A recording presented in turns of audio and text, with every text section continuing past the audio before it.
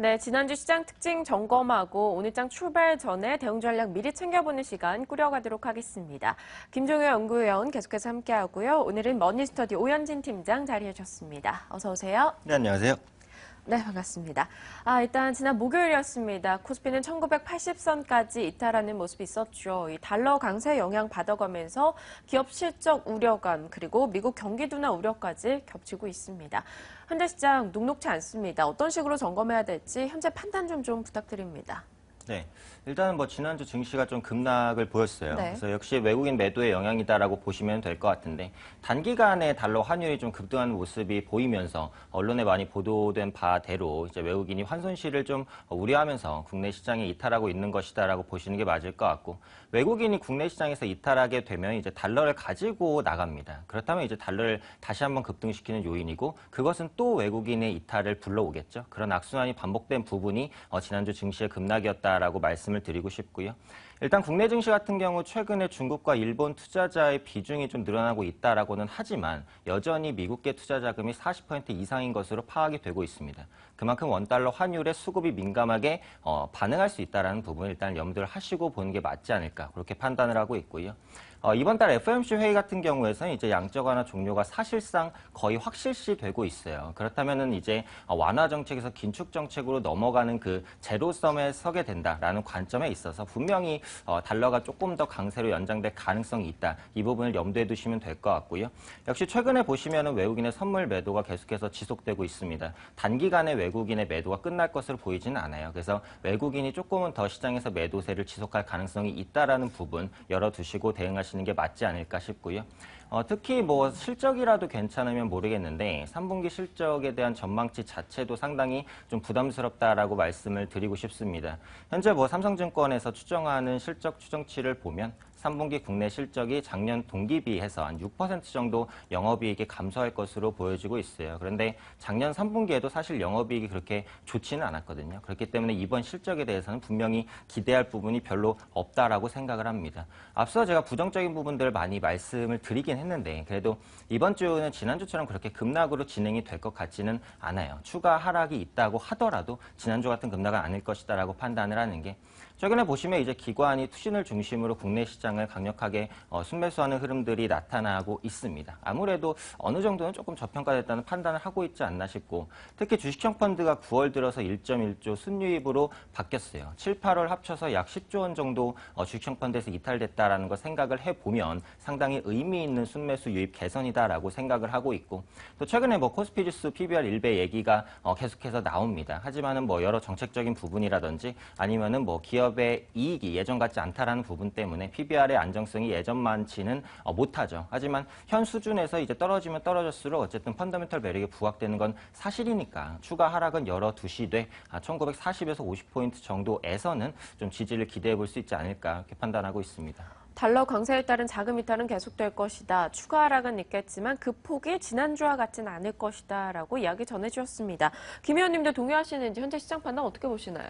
네, 전반적으로 동의하는데 한 가지만 더 부각시켜서 말씀드리고 싶은 것은 지금 현재 달러 강세에 의해서 여러 가지 자산들이 조정을 받고 있는데요. 미국 시장 내에서 또 하나 조정받고 있는 자산이 러셀 2000과 같은 중소형주 지수, 그다음에 벤처 지수는 이미 한 3개월 전부터 계속 바닥을 파고 있는데 그 이후로도 계속 지금 추가적인 하락을 보이고 있고요. 또 하나 지금 미국의 쓰레기 채권들, 일종의 굉장히 신용도가 낮은 채권들도 최근에 가격이 폭락하고 있고, 그러니까 미국 시장은 지금 보시면 단순하게 다우지수하고 S&P 500만 보지 말라고 계속 말씀드리고 있는 이유가 의외로 조정받고 있는 자산들이 굉장히 많다라는 것입니다. 특히 단기채 최근에 굉장히 위험해 보이고요. 거기에다가 이런 위험 채권들의 움직임을 살펴봤을 때 이것이 단순하게 달러에 의해서만 조정을 받고 있는 것인지 아니면 위험 자산 전반 자체가 지금 조정을 받고 있는 것인지에 대한 판단은 우리가 조금 더 심도 깊게 한번 논의해 볼 필요가 있지 않나 저는 생각하고 있습니다. 네, 알겠습니다. 증시에 대해서 양 시각을 저희가 확인해 봤고요. 우리 증시에서 증권주 흐름은 나쁘지 않았습니다. 일단 정부 측에서 증시 활성화 대책을 이달 중으로 발표하겠다라고 말한 점이 또 한 번의 모멘텀으로 작용을 했는데요. 증권주 전반적인 흐름에 대해서 추가적 상승 있으리라 보시는지 어떤 시각이십니까? 네, 뭐 국내 시장에서 사실 지금 볼 업종 자체가 그렇게 많지는 않아요. 하지만 증권주 같은 경우에는 긍정적으로 보고 있습니다. 일단 국내 증시 자체가 거래대금이 6조 원대로 회복을 했어요. 증권사는 지금 여러 가지 방면에서 수익을 얻으려는 노력들을 지속하고 있지만 아직까지는 브로커리지 수익 비중이 영업이익이 한 60% 비중인 것으로 판단이 됩니다. 결국은 거래대금이 올라와야지 궁극적으로 증권주가 올라갈 수 있는 여건이 되는데 일단 6조 원대, 그렇게 많은 거래대금은 아니지만 최악은 탈피했다라는 측면에서는 긍정적으로 볼 수 있을 것 같고요. 또 최근에 저금리 기조가 지속되면서 예전에 예금을 하시던 분들도 펀드 상품에 관심을 조금씩 가지고 이제 계시는 그런 상황입니다. 그래서 펀드에 대한 문의라든지 ELS에 대한 문의가 좀 많이 늘어난 모습들이 나타나고 있고, 그렇다면 이를 판매하거나 중개하는 증권사의 실적 개선에 분명히 도움이 될 수 있을 것이다, 이렇게 판단을 하고 있고요. 최근에 나온 이슈를 살펴보면 금융위가 증권거래세를 인하하겠다라는 말이 있어요. 지금 증권거래세는 매도할 때마다 0.3%가 적용이 됩니다. 매매 수수료라든지 이런 부분보다 사실 매매 거래세 이제 훨씬 더 비싸다라고 보시면 될 것 같아요. 그런데 이런 거래세가 인하되거나 만약에 폐지가 된다면 연기금만 폐지가 된다고 하더라도 증시가 좀 활성화되는데 도움이 되지 않을까. 그래서 궁극적으로는 이런 부분들이 긍정적이다라고 보고 있고, 이르면 내년 4월에 코스피와 코스닥의 가격 제한폭이 15%에서 30%가 되는데 이 정책은 그렇게 크게 기대하지는 않습니다. 하루에 상한가 가고 하한가 가는 종목이 그렇게 많이 나오지는 않으니까요. 하지만 어쨌든 증시에는 플러스 중립 이상적인 요인이다라고 보고 있고, 특히 증권주 같은 경우에는 3분기 실적이 나쁘지 않을 것으로 보여지고 있어요. 특히 3분기 기업의 실적 기대치가 상당히 낮은 상황에서는 의미가 있다라고 판단을 하고 있는데요. 구조조정에 물론 영향이 크지만 7건 증권사의 3분기 순이익 합계가 2분기 대비해서 50% 정도 급증할 것으로 보여지는 부분도 역시 긍정적이다라고 판단을 하고 있고요. 증권주에서 이제 관심 종목을 말씀드리면 우리투자증권 한 종목을 뽑아보도록 하겠습니다. 지역 농협과의 시너지가 좀 기대가 되고 지역 농협의 판매 채널만을 확보하는 부분들, 증권업종의 개선과 함께 맞물려서 긍정적이지 않을까 판단하고 있습니다. 네, 들려오고 있는 정책 모멘텀들이 일단은 마이너스는 아닌 플러스 이상의 요인들이 돼줄 것이다라고 기대감 실으셨고요. 우리투자증권의 탑픽 종목으로 언급했습니다. 자, 김 의원님의 증권주에 대한 시각도 점검해 보도록 하죠. 어떨까요? 네, 기본적으로 큰 그림은 같은데요. 네. 이제 세부적으로 살펴봐야 될 건 준비된 그림을 보시면 거래대금이 지금 월별로 계속 증가하고 있거든요. 7, 8, 9월 달 계속 월별로 증가하면서 긍정적인 모멘텀을 나타내는데 이제 10월 달에 최근 증시 조정과 함께 다시 급감하고 있습니다. 그래서 이러한 변화 추이는 조금 지켜보셔야 될 것 같고요. 그 다음에 또 하나 이제 중요한 모멘텀은 그 10월일지 11월일지 모르지만 금리 추가 인하 모멘텀이 있다라는 거죠. 그래서 지금 정부의 정책도 분명히 플러스 알파 요인이나 이렇게 금리를 한 번 더 인하시킨다면 아무래도 금리 인하에 가장 민감하게 움직이는 업종이 건설업종과 증권업종이기 때문에 그와 관련된 반응이 나타날 가능성은 충분히 있다라고 보여집니다. 그런데 이제 한 가지 우리가 주목해야 될 것은 증권주 PBR이 0.5배일 때의 전체적인 투자 전략과 최근에 주가 반등을 많이 해서 PBR이 0.8배에서 한 9배 정도 왔을 때의 투자 전략은 저는 조금 달라야 된다라고 판단하고 있는데요. 네. 지금 가격 메리트가 많이 희석된 상황에서 만약에 수익성이 빠른 속도로 개선되지 못한다면 또 실망감도 나타날 가능성이 있고요. 정부의 정책에 맞서지 말라라는 격언도 있지만 정부가 증시 부양책을 써서 한 번도 증시가 살아난 적이 없습니다. 그러니까 이렇게 양면적으로 충돌되는 요소들을 종합적으로 고려해 봤을 때 증권주는 종목을 압축하는 게 좋을 것 같고요. 저도 이제 주목해 볼 만한 종목으로서는 조금 전에 말씀해 주신 우리투자증권이라든지 KDB 대우라든지 상대적으로 대형주 쪽으로의 장기적인 투자를 고려해 보시는 게 좋지 않을까라고 보고 있습니다. 네, 6조 원대에서 3조 원대까지 내려앉은 거래 대금과 함께 금리 인하 이벤트 좀 지켜보면서 대응해보자라고 이야기하셨습니다. 여전히 올라가고 있는 종목군들에 대해서는 좀 경계감을 표현하는 모습이었고요.